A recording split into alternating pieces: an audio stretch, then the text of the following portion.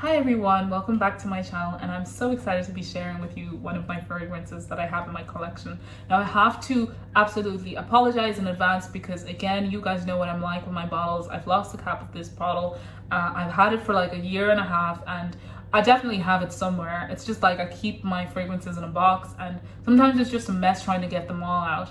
I have like something like around 40, so as you can imagine, like I just dread taking them all out, so maybe it's in there somewhere, but I just thought I'll get on with it and leave my review here just so everyone or whoever is thinking about purchasing can have something to reference. I think to me, I'm not a person who cares much about bottles. I care much more about what the fragrance smells like, the quality of the fragrance, and rather than presentation, to be honest. And that's just the truth of me, so maybe I'm just being a little bit ignorant, but anyway, let's just get into it completely. So what is the family that this fragrance kind of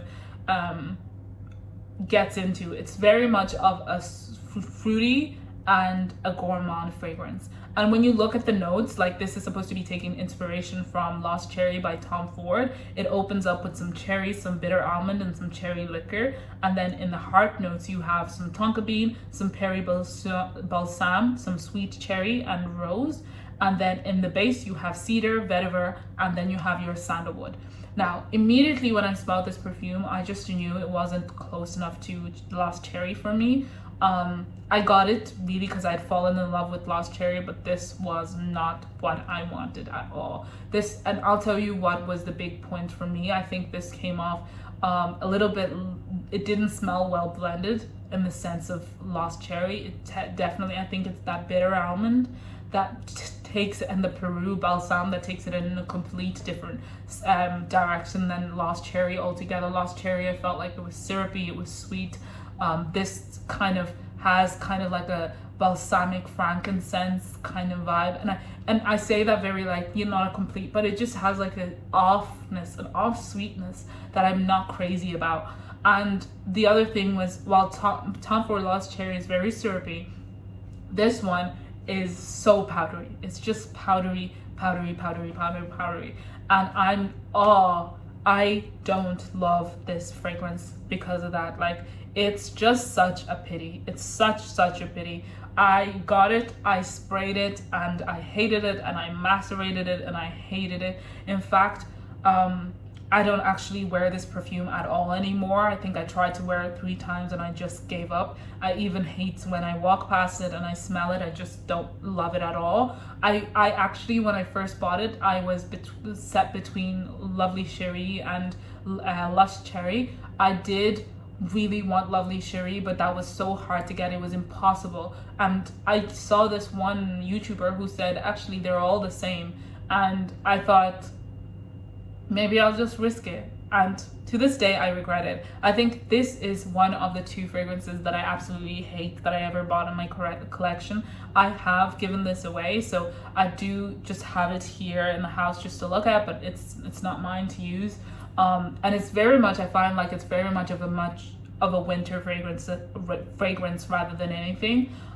When I did wear it, it was also subpar because to me it just lasted 4 hours. It projects heavy, don't get me wrong, it projects heavy, but like after the 4-hour mark, I can't smell anything at all. And even when I asked my friends, okay, can you smell that perfume I put on, they could tell me, sorry, I don't know, I smell nothing. Like, and that was such a pity. It wasn't until I put it on again that I loved it. I do think maybe you might fall in love with this fragrance if you don't mind having balsamic notes with your cherry, and having a bitter almond rather than a sweet almond take forth, and also if you don't mind your cherry being very powdery, and I think that powderiness honestly is what sets me off.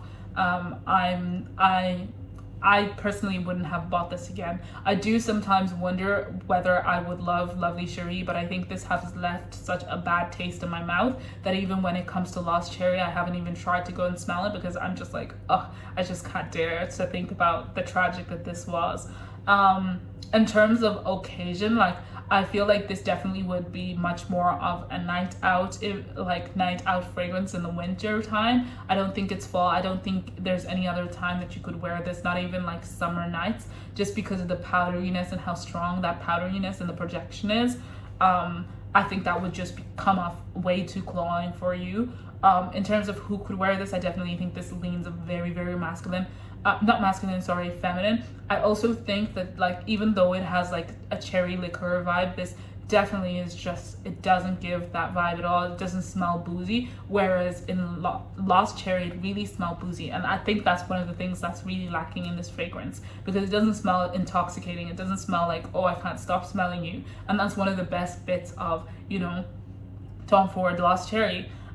In terms of who could wear this, I think if you love powdery fragrances, if you love cherry notes but are looking for something of a twist that you wouldn't get in anywhere else, and you don't mind perfumes that are not long lasting, I think definitely this could be for you. But I think that unless you like a little bit of a twist in your cherry notes or in your fruity fragrances, and especially if you just want something that smells like Lost Cherry, I think definitely this is not your choice. I don't think this is your first choice at all. I don't know if there's any other fragrances that are supposed to be close to it rather than, you know, Lovely Cherie. I haven't seen that one in stock actually in a while, but I don't know if there's anything like that, or you know, a similar fragrance that's taking on the same DNA that you might like. But maybe you have a look around, you might find something. Now, I haven't seen a lot of people review this, except for the few people that said they absolutely love this, and I hope that I am adding a little bit of my insight in what I think about this fragrance. Have you smelled this fragrance before? Do you like it? Do you even like the Lost Cherry fragrance? I know there was a controversy on TikTok where people were saying that this fragrance smelled like decomposed bodies, and I didn't know how I felt about that, and I think also that kind of turned me off on this fragrance altogether. And I'm sorry to share it with you, but you know what, I'm just sharing what I know. But I think honestly, if I was to go and smell Lost Cherry again, I think I would still love it. I think I actually would still love it. It's just the bad taste that this has left in my mouth. But yeah, have you smelled this before? Do you like it? Like, what do you think of this DNA altogether? I know Tom Ford came out with some other fragrances in the line, which were what was it? Smoky cherry? No, electric cherry and cherry something else. I think smoky cherry or something that's smoky. Yeah, I'd love to hear your thoughts about all of those. And if you liked what you saw today, please like and please subscribe so we can see each other sometime soon. Until then, we'll chat later. Bye.